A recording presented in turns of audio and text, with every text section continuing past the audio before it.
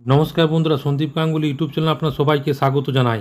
তো বন্ধুরা, এপ্রিলে রাজ্য সরকারি কর্মীদের পুয়া 12 অবস্থা, দুবার ঢোকে বেতন কেন জানেন? তো বন্ধুরা, আজকে সেই নিয়ে সব কিছু বিস্তারে জানাবো। তো বন্ধুরা, সেই জন্য ভিডিওটি প্রথম থেকে শেষ পর্যন্ত অবশ্যই দেখবেন।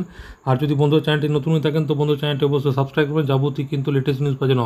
তো বন্ধুরা, সাধারণত প্রতি মাসের 28 থেকে 30 তারিখের মধ্যেই সেই মাসের বেতন রাজ্য সরকারি কর্মীদের ব্যাংক অ্যাকাউন্টে ক্রেডিট হয়ে যায়, কিন্তু এপ্রিল মাসে তা হয় না।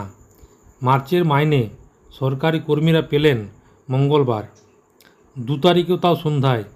তো নবান্ন কর্তারা বলছেন একেবারে রুটিন বিষয়, মার্চের মাইনে ঢুকতে সব বছরই কিন্তু দেরি হয়। তো সেটা হয় কিন্তু এপ্রিলে। তো নবান্ন সূত্রের খবর, মার্চ মাস যেহেতু আর্থিক বছরের শেষ মাস, তাই প্রতি মাসের মতোই সরকারি চাকরিদের পে বিল করা হলো মাইনের টাকা প্রাপকদের অ্যাকাউন্টে ঢুকে নতুন আর্থিক বছরে প্রথমে অর্থাৎ এপ্রিলে। প্রতি বছরে মার্চে সরকারি চাকরিরা কোনো মাইনে পান না এবং এপ্রিলে দুবার মাইনে পান, এটাই রীতি।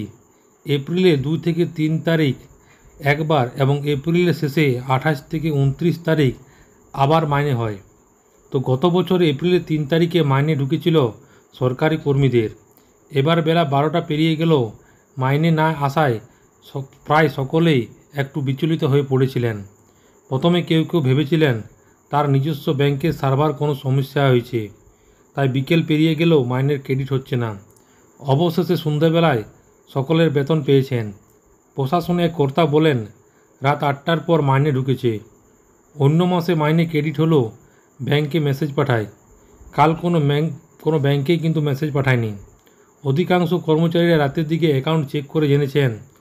তিনি বলেছেন বছরের শেষে 31 মার্চ অবধি ব্যাংকের সমস্ত ট্রানজ্যাকশান হিসাব চলে এবং নতুন বছরের শুধু জিরো ব্যালেন্স হয়ে বলে মার্চের মাইনে কিন্তু হয় না, হয় কিন্তু এপ্রিলে। তো গত 3 মাসে কবে কোন দিন বেতন ঢুকেছে সরকারি কর্মীদের? তো প্রশাসনের সূত্রের খবর, 29শে ডিসেম্বর, 30শে জানুয়ারি, 27শে ফেব্রুয়ারি মাইনে পেয়েছিলেন সরকারি কর্মীরা। সকাল সকাল বেতন ব্যাংকের অ্যাকাউন্ট ক্রেডিট হয়ে যায়। বহু ব্যস্ত কর্মচারীরা অফিস যাওয়ার পথে প্রয়োজনীয় হাতে ক্যাশ পেয়ে যান, অর্থাৎ দিনভর অপেক্ষা থাকতে হয় না। 30শে জানুয়ারি থেকেই বর্ধিত হারে বেতন পেয়ে আসছেন সরকারি কর্মীরা। গত বছর 31শে ডিসেম্বর সরকারি কর্মীদের জন্য 4% ডিএ ঘোষণা করেছিলেন মুখ্যমন্ত্রী মমতা বন্দ্যোপাধ্যায়। তো 1.5 মাসের মাথায় ফির রাজ্য বাজেটে ডিএ ঘোষণা করা হয়। বর্ধিত ডিএ মাইনে মিলবে আগামী মাসের মে মাস থেকে। তো 14% ডিএ পাবেন রাজ্য সরকারি কর্মীরা।